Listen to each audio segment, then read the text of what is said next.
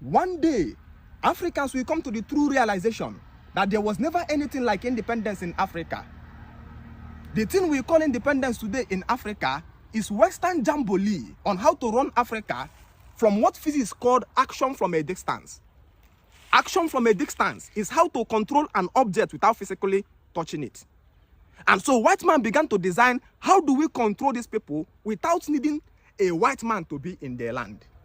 Action from a distance. For instance, I kept this power bank here, and then through magnetic force, I can be drawing this power bank. You may not see the hand of a man controlling this, but through the force, I'm acting on it. The force is still imparting it. Action from a distance. So the thing we called independence in Africa is Western aggrandizement to control Africa from a distance. Now the white man entered into African countries and built structures with the intent of exerting a leadership that was built to exploit the people. And when they see the people crying for revolution, what they did was that they trained the indigenous people to reoccupy the same institutions, the same structure they built for manipulating them. So the exact place that was built for the governance system, which was once occupied by Frederick Lord Lugard, they left, and another man, one young man, through their system of democracy, reoccupied that system. Because democracy is Western weapon to elect the desired idiots, officials, to rule Africa. Because Africans is not a place where one man is arrogated the sense of controlling over 200 million people. In Africa, we practice communist party of government, where selected number of elders lead, or monarchy, such as it is today in China, or such as it is today in Saudi Arabia. Kings are trained from the day they are born, so the energy of leadership falls upon them. Go and ask how Oba of Benin is selected. The day the Oba, the person that will succeed Oba is born, automatically from that day he is separated from his father and cooked. There is a level of preparation that is done to a man who will become king. So when the man comes out, he becomes almost immortal. That is the system of governance we have. And again, the system of Nzenozo, where selected elders rule. We don't fight to select a king. When we need to fight to select a king, bad people will always be elected to arrogate the sense of over millions of people for the purpose of bringing the Western colonialist ideology. So democracy in Africa is Western institutionalized governments to elect rejected Africans as their leader upon us. So African problem is not our leaders. African problem is the Western planted democracy. Second, when you look at the Western education, the educational system that was designed in Africa by the colonialists was meant to give us memory and destroy functional knowledge. Because they know if we begin to gain functional knowledge, we will explore the enormous raw materials around us. When they want to leave, they train our brothers and our sisters, give them titles, lawyers, professor, doctor, so they reoccupy the institutions and continue to teach us rubbish that we cannot apply in any system of life. So you graduate and the first book you write is, I beg to apply. Why do you beg to apply if you go to read a 4 years course or a 5 years course? Meanwhile, somebody went to serve Boing and after 5 years, he didn't beg anybody to apply. He came out and become automatically self-employed.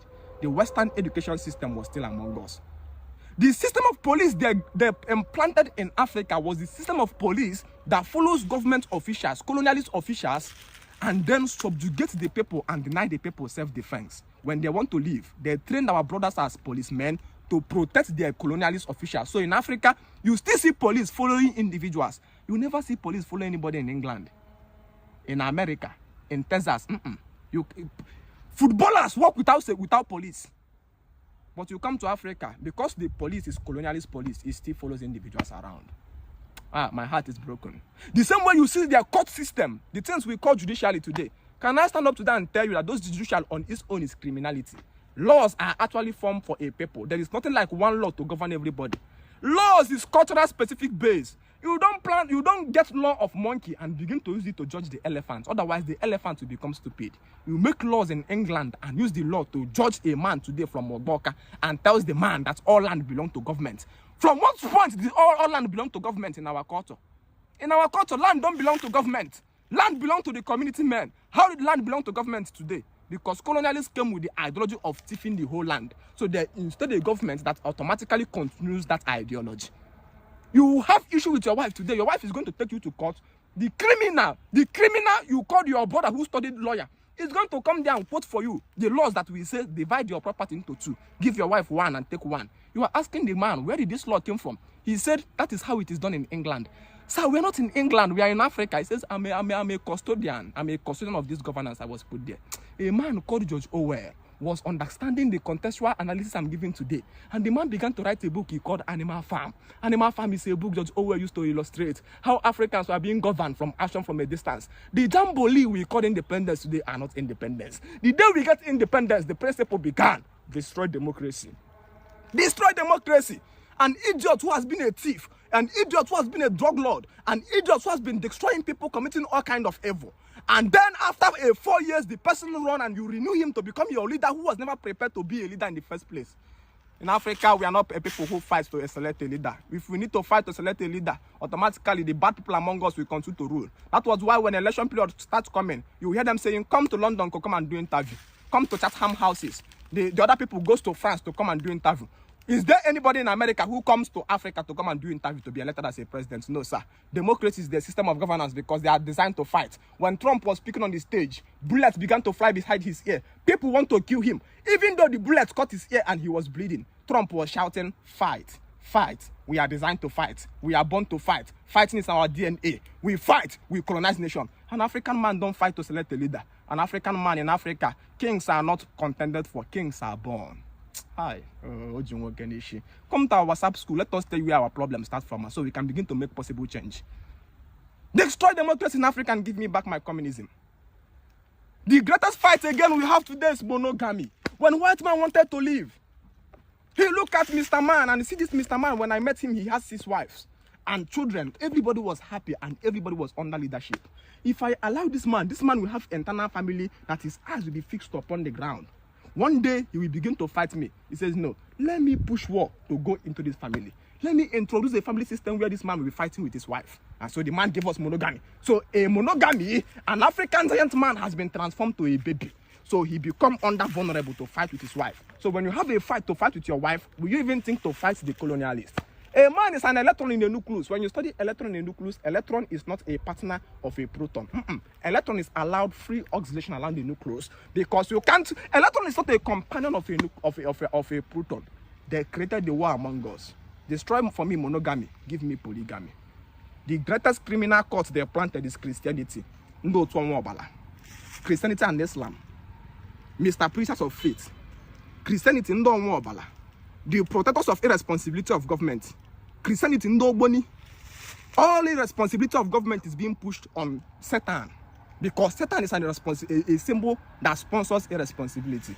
Join me in African Renaissance. We need the true independence. When the true independence starts, we will destroy democracy. When the true independence starts, African forged Fox nation will no longer exist.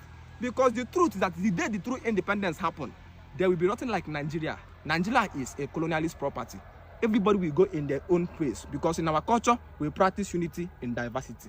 Igbos live as Igbos. Hausa live as Hausas. Yorubas live as Yorubas for over 2,000 years without anybody fighting. But the white man came in 1914. And from 1914 to 1960, they succeeded in creating a war that killed over 3 million Igbos because they discovered an ideology by which you can force marriage that was not supposed to exist. They called it one Nigeria. If you believe in one Nigeria, you are a joke. If you said you are working for Nigeria to become better, you are a joker. Join me in African Renaissance. Join me. We need the true independence. That true independence is the day we will destroy democracy. Once democracy is destroyed and we reenact communism, a system will select elders to rule us. The eldest man hold or fall in our village. How can the elder be there and the young boy will stand and say he want to pray? He want to say a prayer that says, hey, want to pray here? Who will pray for us? Who is there? We have any Reverend Father here? An elder, a 70 years old man will be sitting there and a young boy says he's a Reverend Father and come and start there to pray. Democracy Ghana, monogamy Ghana. All Western institutions will go down and it's time again for African liberation. Thank you so much.